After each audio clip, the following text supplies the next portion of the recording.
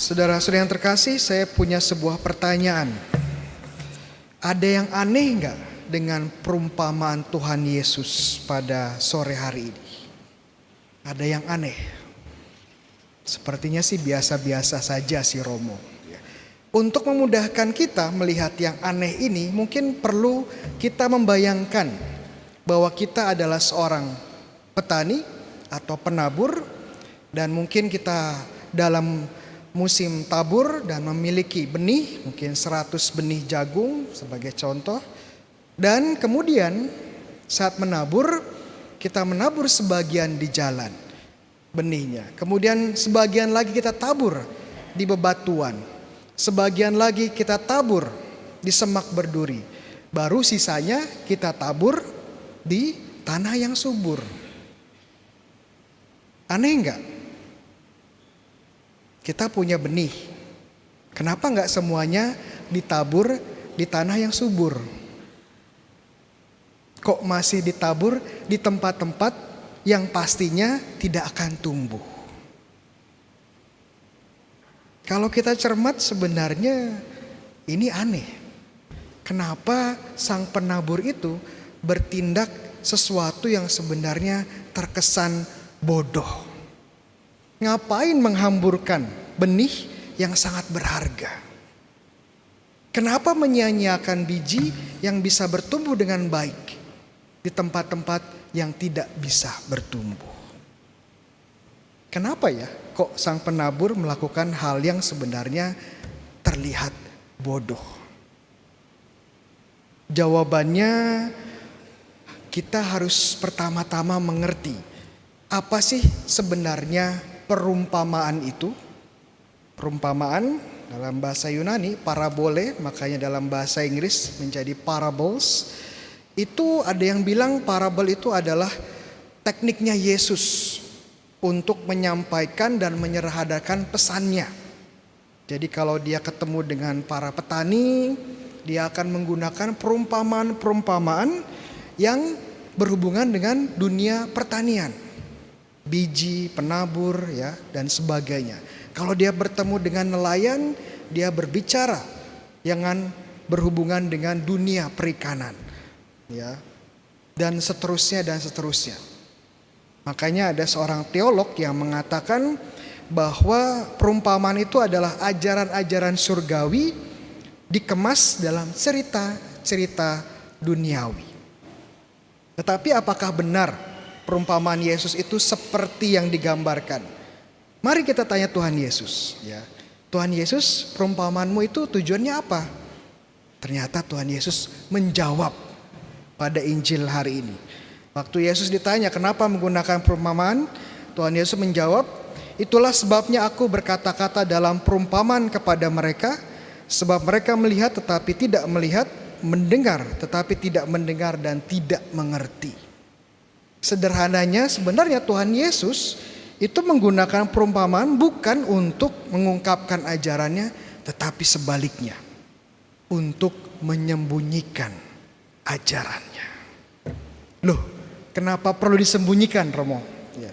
Jawabannya karena Tuhan Yesus ingin hanya mereka yang sungguh-sungguh percaya dengan Tuhan Yesus sungguh mengerti. Bagi yang tidak percaya dengan Tuhan Yesus, ya hanya bingung, hanya penasaran saja, hanya merasa aneh saja. Ini kok penabur menyia-nyiakan benih yang ada, bodoh, aneh, ya. Kalau kita tidak punya iman, ya ini cerita yang aneh. Tetapi kalau kita punya iman, kita akan mengerti jauh lebih dalam. Imannya apa, Romo? Kalau dilihat dari perspektif iman, kita tahu bahwa tanah ini menjadi simbol dari jiwa kita. Ada jiwa-jiwa yang subur, tapi ada jiwa-jiwa juga yang tidak subur. Kemudian benih melambangkan apa? Firman Tuhan, ya. Pertanyaannya sekarang, sang penabur melambangkan siapa? Siapa, Pak? Kalau benar saya kasih pisang, Pak, ya.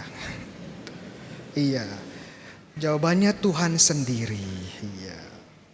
Pisang 2, iya. Jadi kita bisa lihat ya, ternyata sang penabur ini melambangkan Tuhan sendiri. Nah sekarang kita mulai masukkan, kenapa Tuhan kok menaburkan firman-Nya kepada semua jenis jiwa? Kenapa Tuhan menaburkan firman-Nya tidak hanya kepada satu jenis jiwa saja yang pasti berbuah? Kenapa Tuhan tetap menaburkan firman-Nya kepada semua jenis tanah, semua jenis jiwa? Jawabannya, karena Tuhan mencintai kita semua. Karena Tuhan ingin kita semua selamat. Karena Tuhan ingin kita semua mencintai Dia kembali. Tuhan tidak pilih kasih. Tuhan kasih firman-Nya ke kita semua, ya. Entah orang itu jahat, Tuhan tetap kasih firman-Nya. Entah orang itu tidak mengenal Tuhan, Dia tetap kasih firman-Nya. Entah orang itu membenci Tuhan sekalipun, Dia tetap kasih firman-Nya. Kenapa? Karena Dia cinta, mengasihi kita semua. Kita semua. Tuhan Allah mencintai kita semua. Buktinya apa? Buktinya sampai sekarang Tuhan terus menyinari kita dengan sinar matahari-Nya. Memberikan kita hujan, memberikan kita kesehatan, memberikan kita banyak hal-hal yang baik. Meskipun kita tidak pernah bersyukur, meskipun kita selalu menganggap remeh. Siapa yang di sini tadi pagi bangun, hal pertama yang dilakukan berdoa, Tuhan terima kasih atas nafas yang baru. Tuhan terima kasih atas matahari yang baru. Tuhan terima kasih kesempatan untuk beribadah. Yang ada bangun tidur langsung lihat HP ya. Dicek TikTok-nya ya. Lihat perkembangan saham investasi hari ini bagaimana. Tapi hal-hal yang baik, sederhana yang kita terima setiap hari dari Tuhan, jarang sekali kita bersyukur. Bangun malah bersungut-sungut. Aduh, kenapa saya harus bangun lagi? Kenapa saya harus kerja lagi? Kenapa saya harus menghadapi masalah lagi? Kenapa saya harus ke sekolah lagi belajar? Aduh, kenapa harus ke gereja pas ketemu Romo Bayu lagi? Bersungut-sungut, tidak bersyukur. Padahal Tuhan sudah memberikan banyak hal baik. Dan tentunya Tuhan memberikan, Allah Bapa memberikan putranya sendiri. Hadir di tengah-tengah kita, bahkan wafat bangkit untuk kita, orang-orang berdosa yang tidak tahu terima kasih.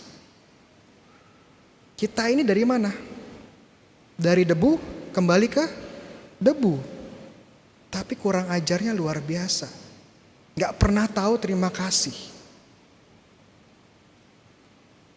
Bahkan menyakiti Allah pencipta langit dan bumi. Apa yang layak bagi kita? Binasa. Itu apa yang layak bagi kita. Namun puji Tuhan kenapa? Karena Tuhan tidak menghitung dengan logika ekonomi manusia. Dia mencintai kita tanpa batas.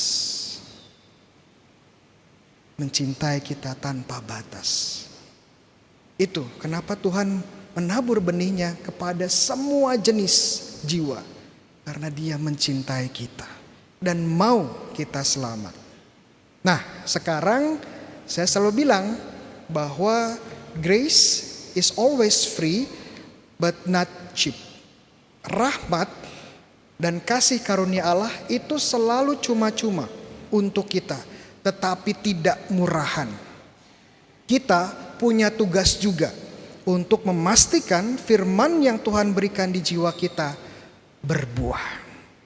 Ya, mungkin ada di antara kita yang masih keras hatinya, masih gak mau keluar dari kebiasaan dosa, masih pengen menikmati kedosaan kita. Iya, mungkin ada yang masih hatinya dipenuhi dengan batu-batu keraguan.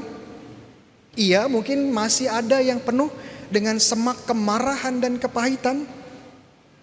Tapi nggak boleh berhenti di situ dong. Kita juga punya tugas untuk menyuburkan, menjadikan tanah hati kita subur. Belajar untuk mengampuni, belajar untuk minta maaf, belajar untuk setia, belajar untuk sabar dan mengasihi. Ups, jangan lupa bagi mereka yang sudah subur, ya, tetap dirawat. Ya. Jangan mengabaikan, jangan melalaikan, jangan terlena. Tetap setia ke gereja. Walaupun yang ngasih misa bukan Romo Bayu, tetap ke gereja ya. Tetap mengaku dosa setidaknya setahun sekali. Tetap berdevosi, rosario, adorasi. Tetap melayani, tetap setia. Tuhan telah menaburkan firman-Nya di jiwa kita. Sekarang tugas kita menjadikannya berbuah. Amin.